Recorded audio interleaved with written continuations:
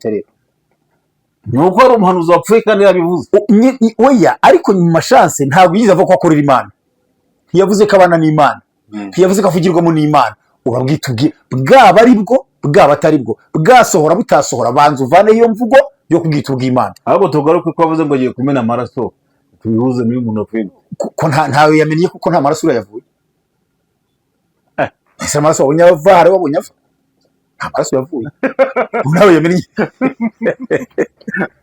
avuga ko kubona amaraso rero nawe yamenye cyangwa nta maraso yavuye ariko wasi ijambo twatangije ejo nduraryibuka umenya yuko mu minsi y'imperuka hazaba ibihe birushye uzi icyo nari ngiye gusoma uyu munsi nirvuga ngo wizera ko Imana ari imwe rukumbi ngo ibyo nibyo koko ngo ariko n'abademoni barabyizera atuma Kibonke si mwarimu muri ADPR ntiyigeze anabaye muri ADPR ntiyigeze aba pastori muri ADPR wamwita pasteur ababimita ninjye muhanzi ukomeye se ninjye muhanzi kandi ubu bibaye gapfa Theoneste we wavuga uti nari narabivuze naramuhanuriye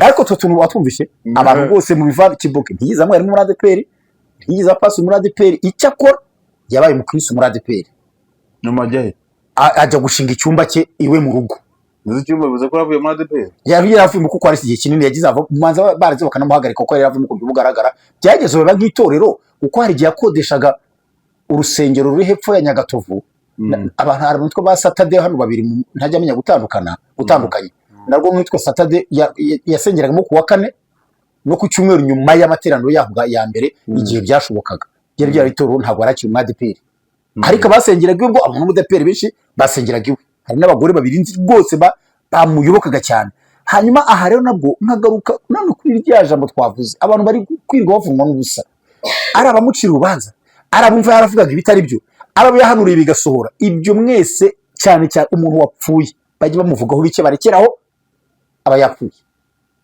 njye ku bwanjye icyo navuga nibavuga ibintu bike ku muntu wapfuye abamuseka ko yakoze ubugoryi Imana igufashe ntuzagire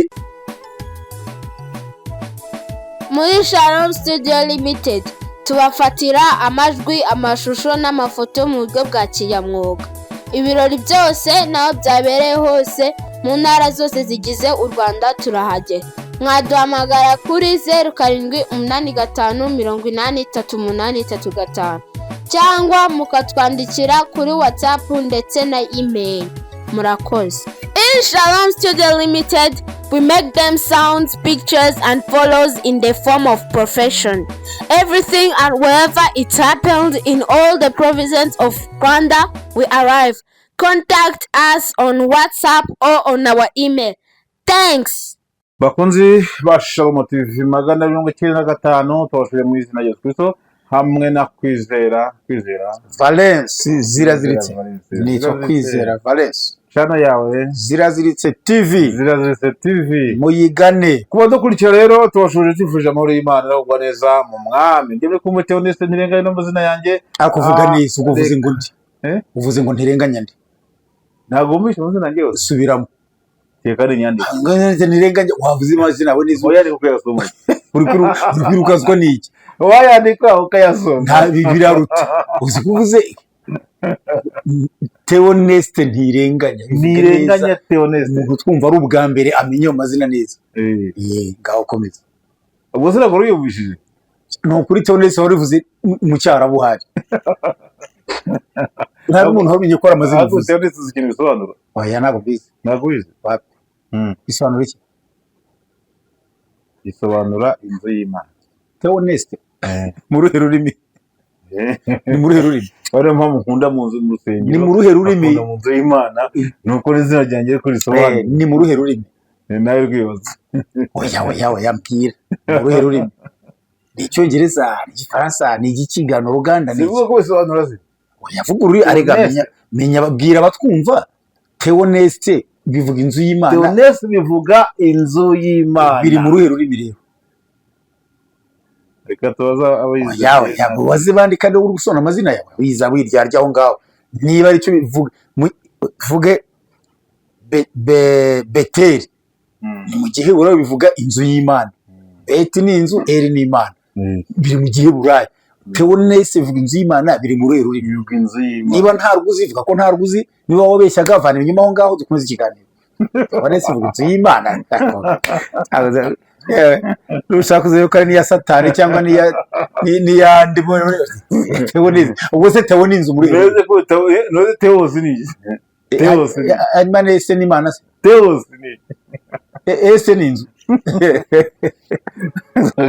Aba babeshe ngo warize kumbi wapi ngaho twari warize we kabisa Theonese ivuga inzu y'Imana niba Theo ari Imana se ubwo ese ni inzu nese ni inzu Niko uziko waherekezaga abandi nta kibazo naherekezaga ko bagiye kwiga ntacyo ariko ayo wize aragaragaye tu badukurikira barayamenya nindi nakoje ngo Theos ni ariko wagiye mu kiganiro kanitahiriza abantu bari mu Rwanda bose bagenzi bacu abanyarwanda bene wacu mu ntara enye zigize igihugu cyacu uburengerazuba uburasirazuba amajyepfo amajyaruguru umujyi wa Kigali mukomere twiteguye amagare amagare irushanwa ry'amagare shampiyona y'isi amagare barabaje muri yagamye azatujyana mu ijuru kandi nta rimwe turakora ikiganiro ngo turangize utavangiwe ubwo amagare yaramanutse ngo azatwara be none wowe witeguye amagare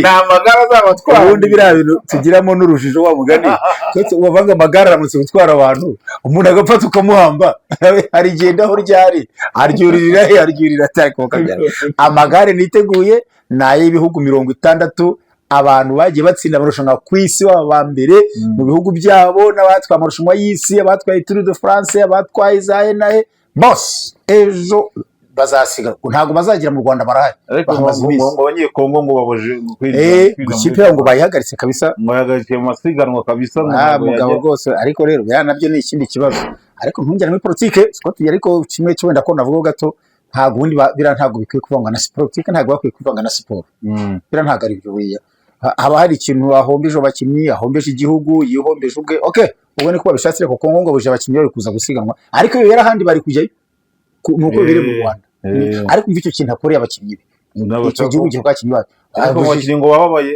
batababara sinanjye nababara arega nuko ari ukumvira nyine ariko burambishoboye nahita nitwa nk'uruzina rw'uruganda rwose ugaca nagiye kahita nitwa igirigane cyangwa iry'irundi ugaca nagiye gusiganwa iyo bamenye mbere bakishakira andi mazina n'ibindi kuko abantu kubahemukira politique ntabwo ikwiye kuvangwa na siporo siporo ni siporo politique ni politique niba hari igihe ibihugu birabanye ku mpamvu izi nizi ntabwo wabuza abakinnyi bawe ariko nyine bababujije ariko twe mu Rwanda tubabiteguye ntabwo uzi ko urugo rwanga naruturanye ko ngo akabaza abana babo ntuzakajye mu isi bisaba damiyoni babiteye wowe niba abagabo ba nyurugo mbefutanye ikibazo nikabana bahobirana nese abana ko bazanarambagizanye bazanakundana yes bazahurira utazi imwe nizo ngo zibuza abana babo kugira bijya n'abantu b'abagore kenshi bakunda kugira ingeso akumva ko napfuye na mugenzi w'ikintu n'umugabo atagomba kubabwira ngo mwaramutse kandi umugabo ntiyaranahari bagipfa umugabo yari mu mirimo nta kibazo abagore bagize ikintu bapfa ku mpamvu zabo kumva arakubwira ngo umuntu bakuvugisha no ni nka biriya nyine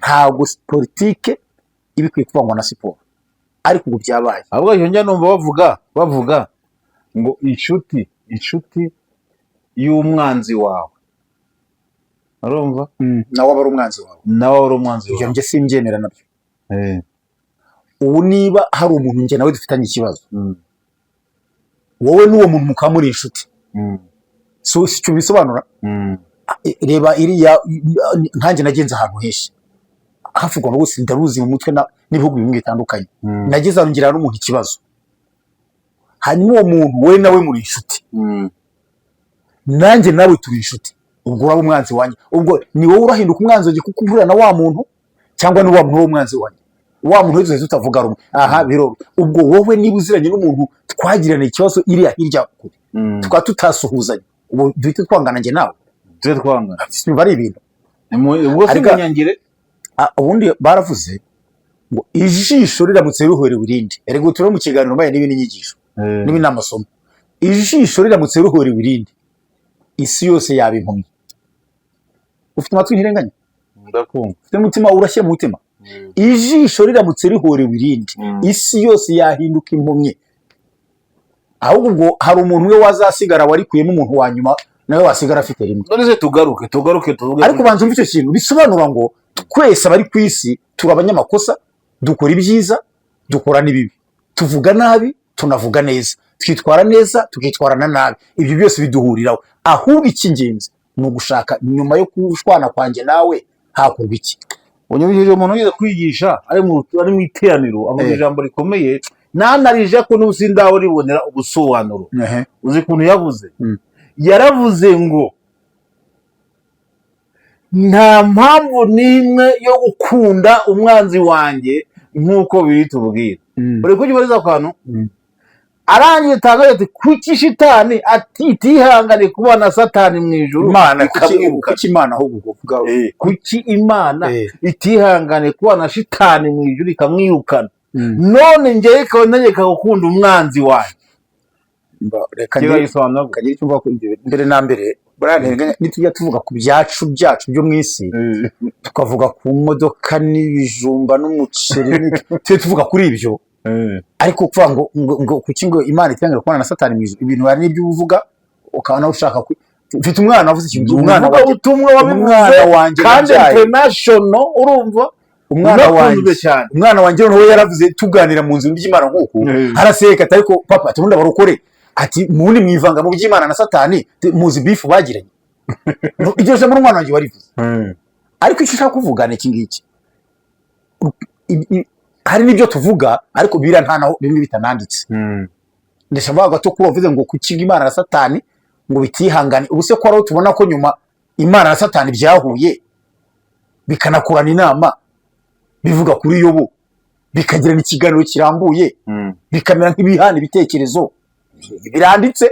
Bazi ko nama muri comment Imana na satani bivuga iki ngo abana b'Imana baje gushengera Imana. Ariko nawe uvuze nabi ngo byarahoye ngo bikorana ikiganiro kirambuye Imana na satani. Imana na satani hindi ibintu ivana biradusoma urazo hindi ibintu indi bihindura wowe bihinduye gute ngo byarahuye ngo bikora ibiganiro mvuze ibintu nibinyabubasha ibyo binyabubasha wokabyara nahise mvuga mbyite ngwikize n'ubu ndacya mbyite ngwikize ngo mbwira ngo mpugura mbyite barahuye n'abarusi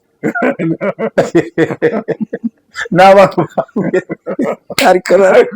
ahubwo reka mubwire ibinyabubasha ibi nabyo ni ikibazo abantu budufashe twajya tuvuga niba ngo Imana na satani barahuye baraba ari abantu cyakora baba abantu kuko Imana yemerewe kwitwa umuntu kandi bavuga ko ikintu cyose gishobora kwishima kikanabigaragaza cyane abara cyemerewe kwitwa umuntu.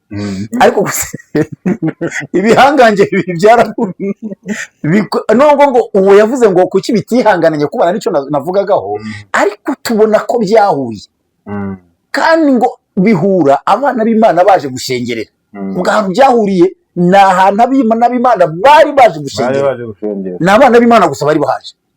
Urakumva ku kantu bari abana b'Imana gusa ariko satani barahari. Ndetse iyo utangiye ikiganiro cy'Imana na satani ubu Imana ise yatangaye ufite satani tugeza ute yasobanutse mvuye mu isi. Icyo nshaka kuvuga ni iki rero ni ukuvuga ngo byaratandukanye wenda ngo Imana ntihanganye ngo bibane ariko natubona ahantu byaje guhura bikaganira bikagirana ikiganiro kirambuye inshuro ya mbere iya kabiri bikongera bigahura. Aho hantu muhitondere. Ikindi kamvuge ku bantu noneho rero kuvuga ngo sinshobora mbona Imana satani baziranye aho reka ndahavuye umva ahubwo mvuga ko wako yavuze ngo sinshobora gukunda umwanzi wanjye. Aha nta ho kwitonda kandi mwindirenganya umwanzi wanjye usanzwe ninde. Aho twibeshya nuko uwo mwene data wavuze ibyo n'abandi iyo bavuze abanzi bahita bareba abantu kanaka nkurahiye Imana iho rondirenganya mwisi yose uko ingana nta muntu ngira twangana.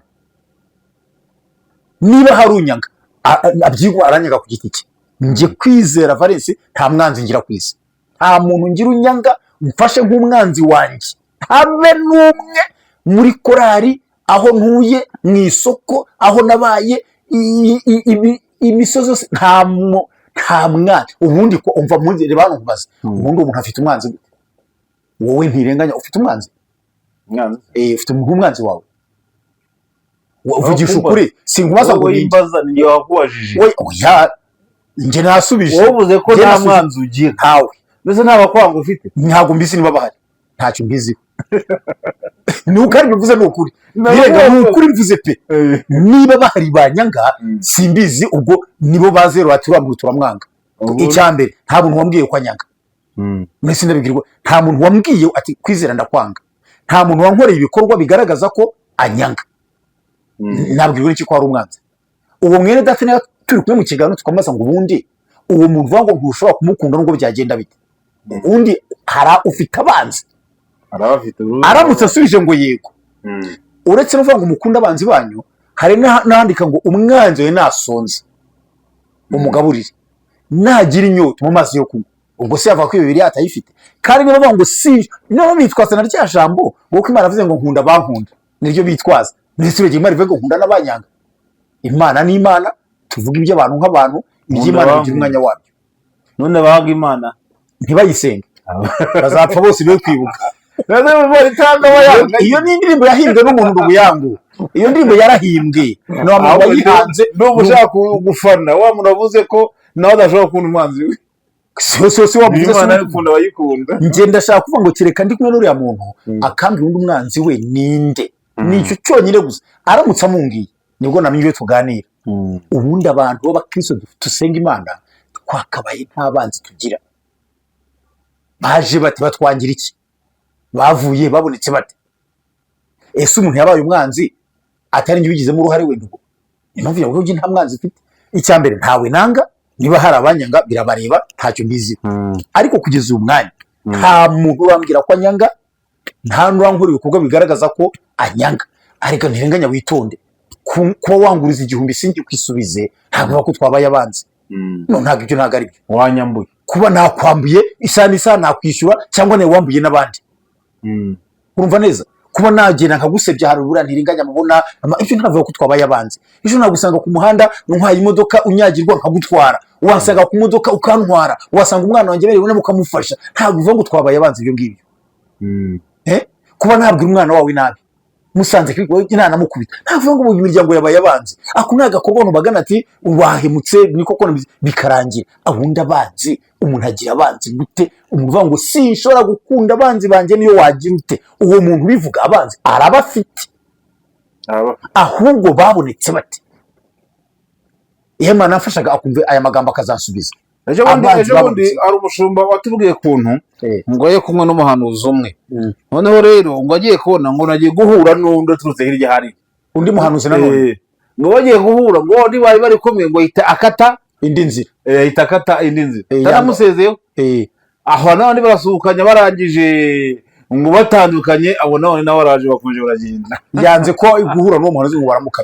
None se kuki umuntu umubonye ugahita uhatira ati uranda mwanga nawe uwo weruye ngo ndamwanga, akabivuga ngo nibyo ko karamwanga ko kandi bose ngo barabaci barabahanuza bari babiri. Ako ntirenga ako kantu twaruna kagano twize kwibyaye ndibyo wa muhanuzi wari ubumbwiye aka kantu mu buzima uragona ko umugabo mukuru n'ibyitoro bimaze n'igi ijambo ubuhanuzi ngo ni umuhanuzi.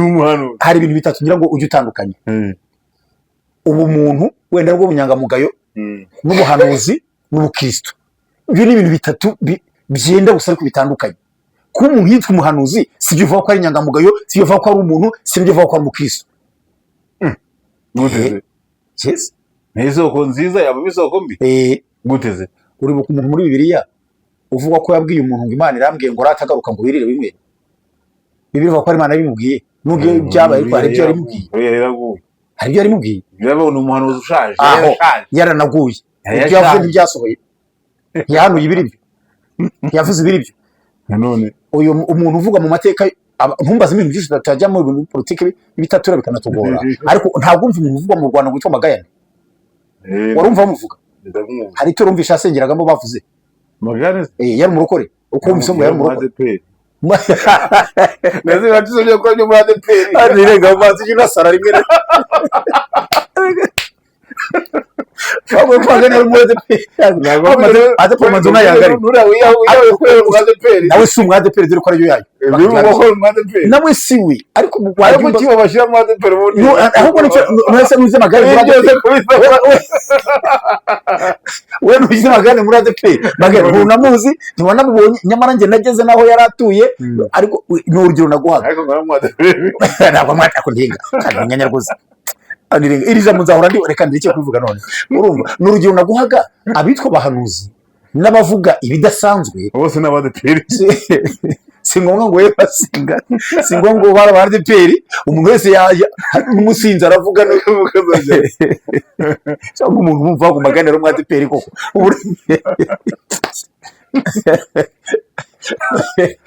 twumva mudufashe guseka ariko kandi turaseka ubona yanga ahubwo nawe uri mu ame konta kuri ADEPR gusa abavuga ijambo ubuhanuzi no kuhanura n'ibisa nabyo ntabwo bihuye n'ubukristo. Igisubizo wanakibonye cyo wabonye mugenzi we yanga kumusuhuza aranavuga ngo ndamwanga uyu muntu n'ubuhanuzi ahanura nta kuri kuburimo nta n'Imana ibushoboye kuko Imana ntikorana n'abanga bandi negative.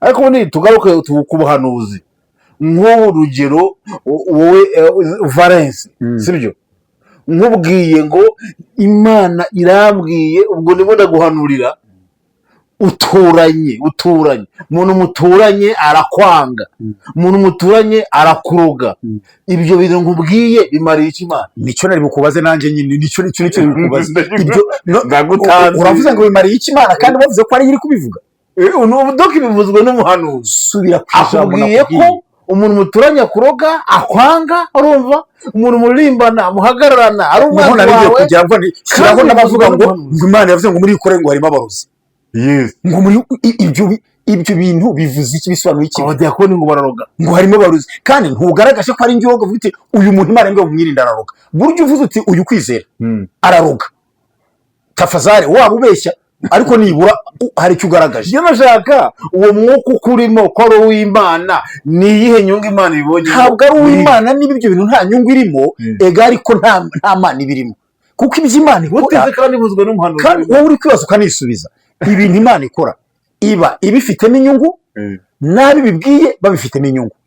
Ubundi dore ubuhanuzi bwemerwa ubundi bugirwa n'ibintu bitatu: niba hari ikibazo kiriho n'ikigiteye n'icyakorwa ngo kitaba. Ni nako Isirayeli yahanurirwaga. Uzasoma Bibiliya umuntu aza ati Imana irambwiye ngo kuko mwimuye Imana murimo mugatunga n'abagore b'abanyamahanga Imana irambwiye ngo igiye kuzana mugigibamare icyakora wumvise nimwicisha bugufi mukambara ibiguni irabababarira. Ubuhanuzi niba hari akaga kaje niba hari n'icyagateye n'icyakorwa ngo kave bane bose barwaye Imana yaramye ku Rwanda hari yagiye kuba inkambi y'impunzi harabye ibyo ntabwo ari ubuhanuzi. Yuri mu marangamutima wowe y'ibitekereza n'ibyo wibwira. Vuga ngo Imana irambwiye ngo kuko aba n'aba bababaje Imana ku buryo bunubu irambwiye ngo igiye kubahana ariko irambwiye ngo baramutse bahindutse bagakora ibintu ntabwo yabahana. Ubwo nibwo buhanuzi. Hari umuhanuzi gatozi uwo nguvuga ngo nturanye n'abarozi uyu ari mu marangamutima aragira ngo tumwemere ntabwo ari Imana ibivuze. No umva nkuririmbire cya sindima kubwira amagambo Imana akose ayurwango mu bantu kandi ubikije mbona kubwiye ubuhanuzi ubumuntu ubukristo. Umuntu wese uri kutwumva uzatandukanya ibi bintu azagubwa neza ku buhanuzi. Ikindi ntenganya gore umunsi ngo uhugure uzajya uvuga ngo Imana yambwiye ibi nibi jya uvuga ngo umuhanuzi amahanuriye ibi nibi. Abadukurikiye mwanyumvise amajenda mubitse yose ujye ubwira abantu ngo umuhanuzi yampanuriye ibi nibi. Uzajya uvuga ngo Imana yambwiye ibi nibi bizitwa iby'Imana. Uvuze umuhanuzi se niba yari mu mwuka w'Imana ubwo niyo yabivuze bizitwa iby'Imana ari uko bisohoye. Dushyinguye abantu amagana n'amagana bafite amasezerano yanditswe yuzuye amakaye. Dushyinguye abakobwa babwiye ngo bitegure ngo bagiye gukora ubukwe ngo kandi ngo usubwo gupfa ngo bitegure. Dushingiye abapfakazi babaha mirongo Imana ngira bashumbishije ngo muraje mubona abagabo ngo beza. Dushinguye abantu babuze uburyo bahekeshejwe abana bahaga ibikukuri ngo bagende bahekenya ngo batangiye ngo barasamye ngo bagitangiye bagira isesemi ngo batware marete ngo zirimo ibigoma.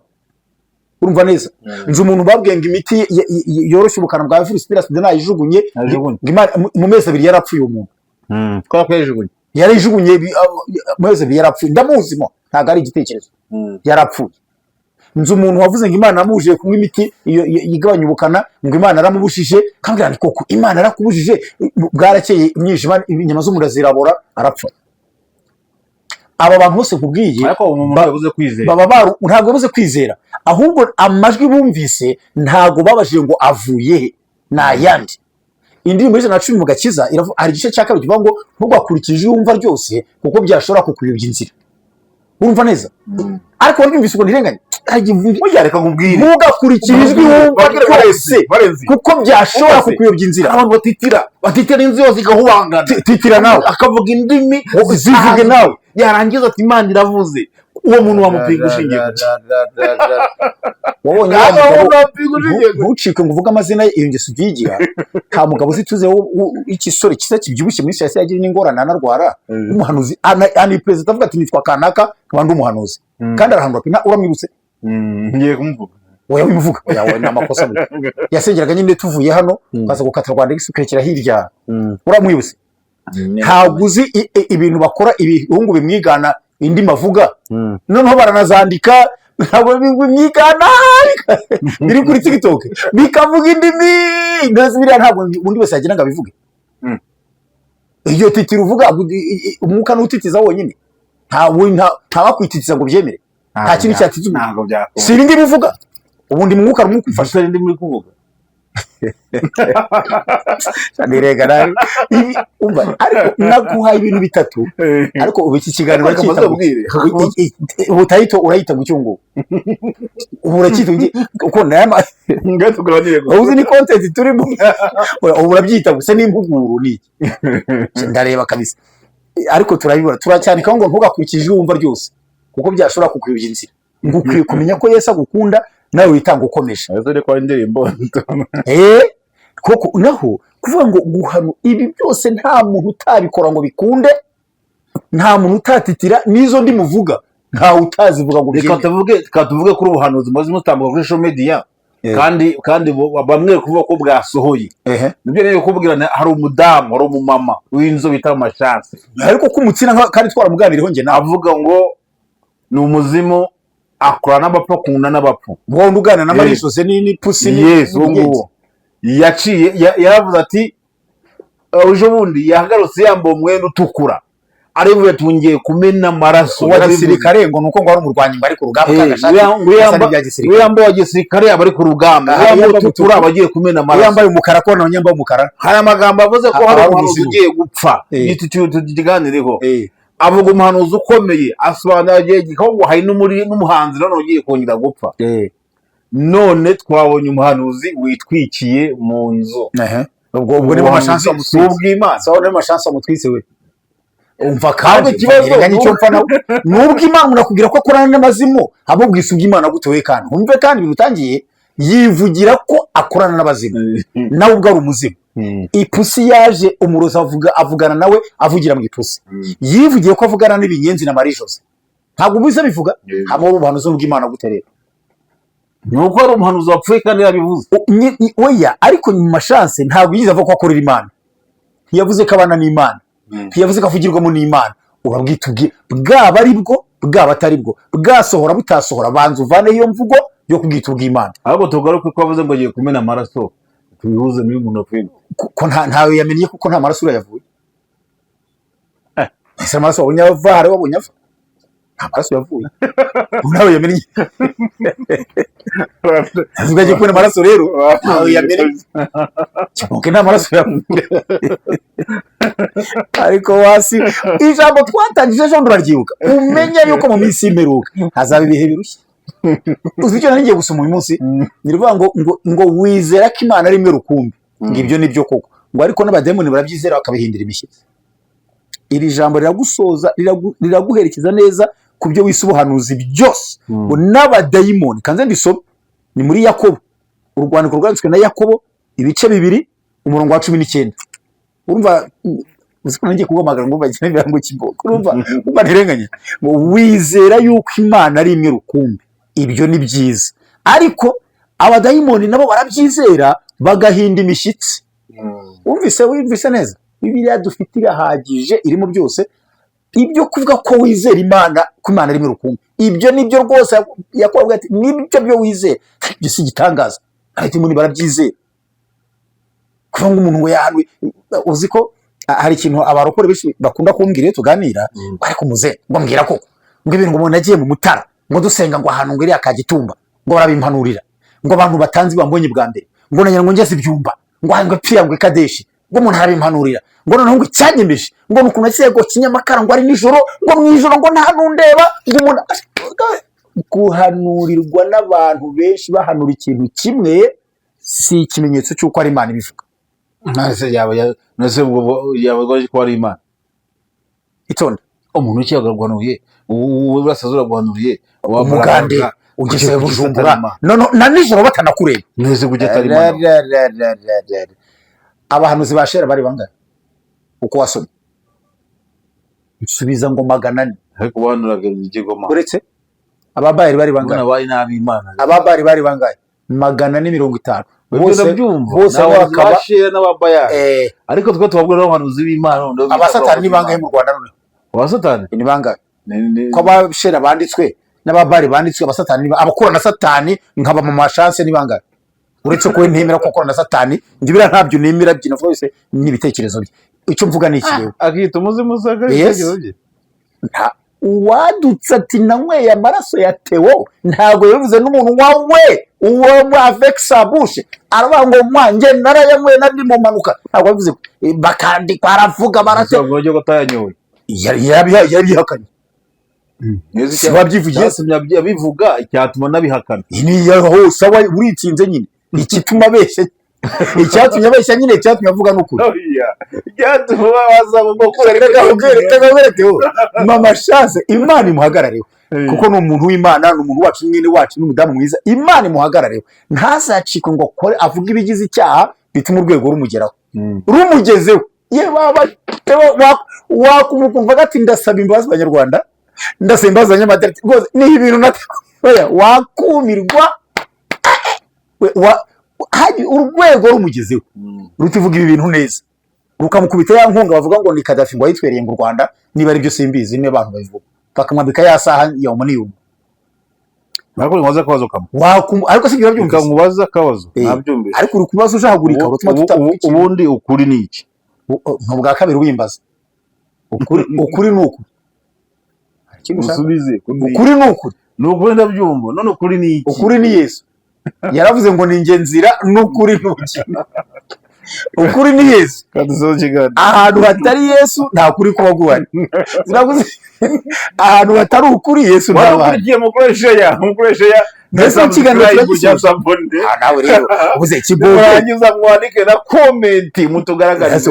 Ubu ni iminota dukoresheje rero turagisoje ngo komeza mugore mutiri yo kuvuga oya tugisoze rero iminota 40 yagiye gisoza ngaho tubwire rero iminota 40. Oya wizera ko Imana ari reka tuvuge, ariko ngira nka 30 dushyira nk'itanu wenda tuvuge no kuri kiboke naje nashobore gabo kuri kiboke. Ndabanza mbwira abantu ko kiboke ariko ntabwo yigiza guhanurira. Yarampanuriye twatibanye ubwana yahanuriye bigasohoka, yarampanuriye inshuro 2 3 4 5 10 yampaye n'amandiko ngo ni Imana yandikiye, arega ngira ntumiraga nk'umwigisha.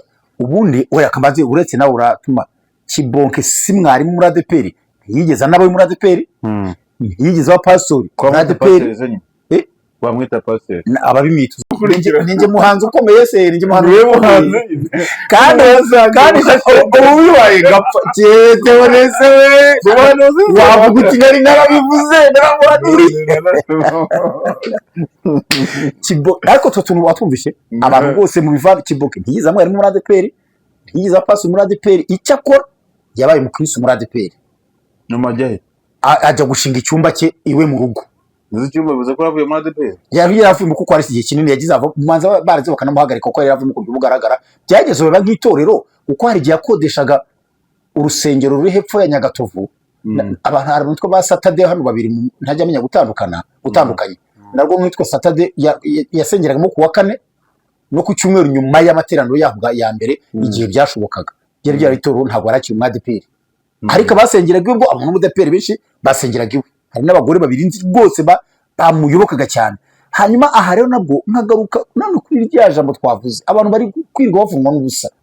ari abamucira urubanza, ari abumva yaravugaga ibitari byo, ari abo yahanuriye bigasohora. Ibyo mwese cyane cyane umuntu wapfuye bajye bamuvugaho bike barekeraho aba yapfuye. Njye ku bwanjye icyo navuga ni bavuga ibintu bike ku muntu wapfuye. Abamuseka ko yakoze ubugoryi, Imana igufashe ntuzagire ibitekerezo nk'ibyo yari afite tutazi tutamenye, kuko kwiyahura ngiye muri njye ntekereza ko ni agahinda kaba buretse akitonda, ni agahinda kaba karenze umuntu kakaba kenshi. Ikibazo rusaga ikibazo ni icyagateye, nicyo umuntu yamenya, ni nacyo wasengera kigatera. Hari n'abantu batura ngo Imana imbabarire agahinda. Agahinda ntabwo ari icyaha, ahubwo ikigatera nicyo kibazo, kuko agahinda na Yesu aravuze ngo harya n'umutima ndavuga asenga Getsemani, umutima wanjye urakunze ariko mufite n'ibyo afite agahinda nawe yibaza ibintu. Ikibazo rero ntabwo agahinda si icyaha, ahubwo ikibazo ni igitera agahinda. Kwirwa umuntu yihana mujinya kandi ibumutera birunze nabyo ni ikindi kintu. Ukuvuga ngo Imana imbere ngo agahinda, haze agahinda ikikamutera kiri bugehe. Ni nko kuvuga ngo Imana imbabarire gusonza, inzara siri bugehe, niba nta biryo ufite n'ejo uzasonza. Ikiboke rero icyakora wenda kujya muri esase ukitwika byo nibyo bindi bigoye kubyumva no kumenya. Ariko ikibonke abantu ngo umuhanuzi muzima ukumva undi Imana irabagaragaje, nimuvuge bike kuko yarapfuye, kereka yaza kuba hari tukamubaza ibibazo kuko kuva yapfuye kandi umuntu apfuye kibonke.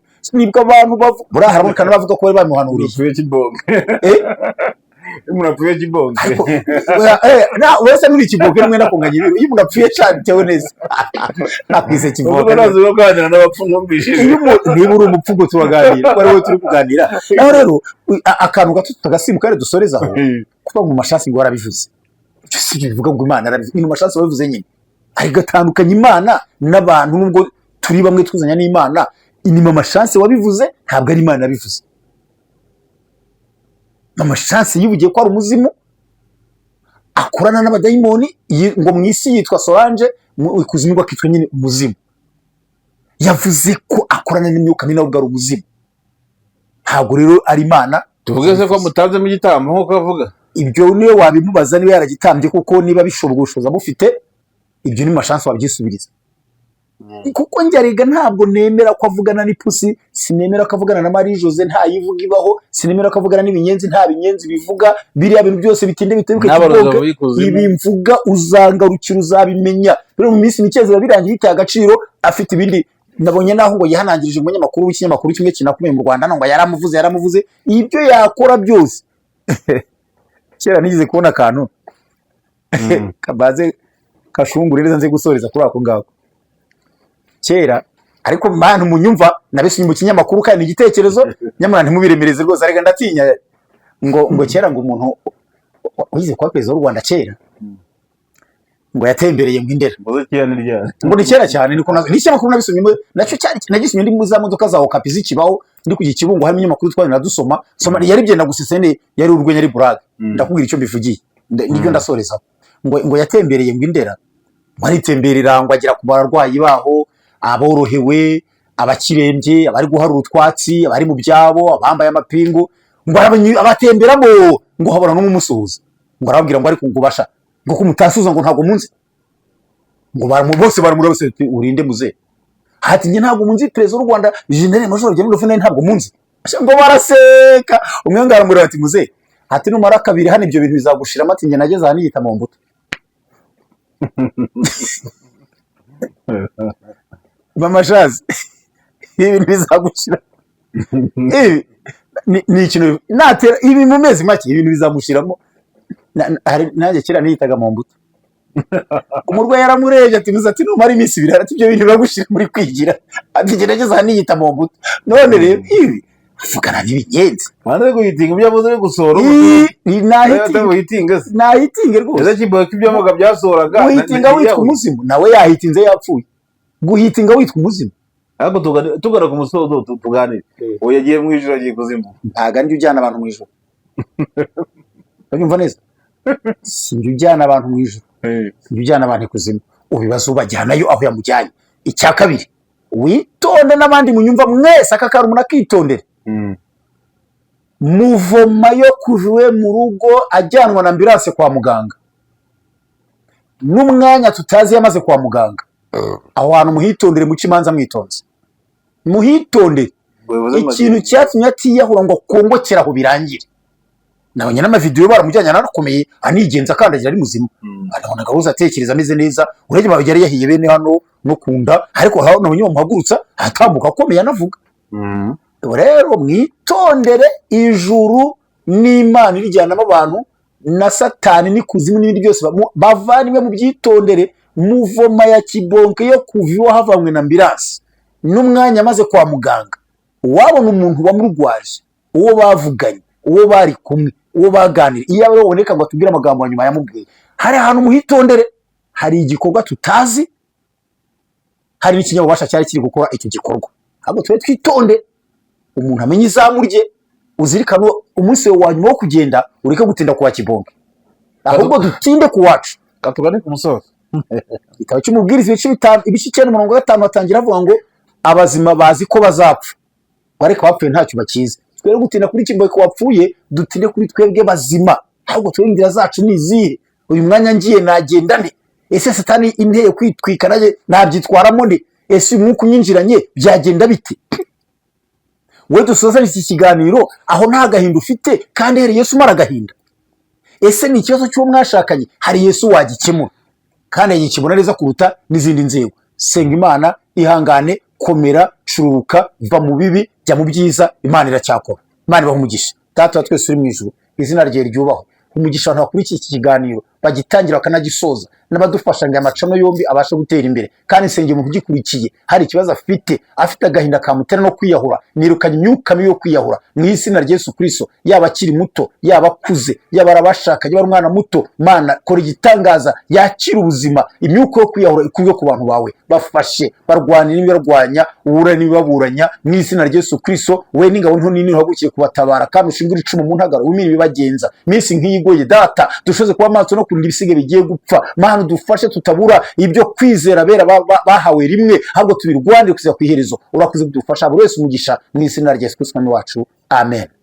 Murakoze cyane, Imana igumugisha ku badukurikira. Reka tubabwire ngo ushaka kutwungura inama n'ibitekerezo, cyangwa se ushaka nawe kugira ikintu utangaza kuri aba bombi tuvuze n'ibindi byose wumva wagiza ku bakunzi bacu, waduhamagara kuri telefone ziri kuri screen yawe, ndetse zindi kuri WhatsApp wanatwandikira. Imana igumugisha mu izina rye, cyangwa se ukandika comment twagusubiza nabyo. Imana igumugisha. Nakagaruka.